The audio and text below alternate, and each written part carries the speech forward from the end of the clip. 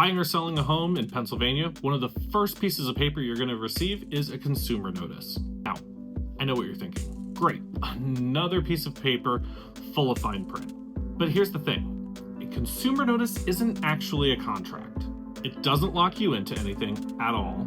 What it does do is explain the different types of agency relationships you can have with a real estate professional here in Pennsylvania. And that matters a lot when you're making one of the biggest financial moves of your life. So let's clear this up. The Pennsylvania Consumer Notice is required by Pennsylvania law. Every licensed agent has to provide this to you at the first substantive contact and conversation about real estate. And the reason is simple. It tells you who we as agents actually represent in the transaction.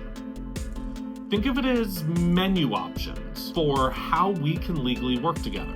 You don't sign it to hire me, and it doesn't create any obligation. It's simply disclosure, giving transparency up front before we even move forward. There are essentially 5 types of agency and ways that we can work with you as a real estate professional here inside Pennsylvania. The first is as a seller's agent. As a seller's agent, our duty is to the seller and their best interests in the transaction. We can operate as a buyer's agent, representing the buyer and their best interests in a transaction. We could be a dual agent. Some agents and brokerages represent both sides of a transaction. It is allowed, but it does come with limits on advocacy. Just something to keep in mind. You can also be a designated agent. That means that when there's an in-house transaction, the brokerage will assign 2 different agents inside of it, each representing one side of the transaction. A designated agent can only occur when both agents work for the same brokerage. You can also be a transaction licensee. All that means is that we're going to help you with the paperwork of the transaction. We're going to provide some guidance, but we don't actually represent either party in the transaction. This notice lays all of that out up front so that you understand who's in your corner and what loyalty, confidentiality, and duties you can expect from your agent. Here's why the consumer notice actually matters in practice, so I'll give you some examples.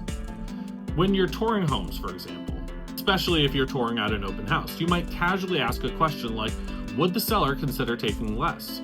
If you're talking to the listing agent, they legally represent the seller, and they're not obligated to protect your negotiating interest. But if you're with a buyer agent, that same question stays between you and them, and their job is to negotiate on your behalf. The consumer notice makes sure those boundaries are very clear right away and that there's no surprise later. So, the next time that you see a Pennsylvania consumer notice, don't roll your eyes and skim past it. It's not a contract. It's actually your guide to understanding who's on your side in a real estate transaction.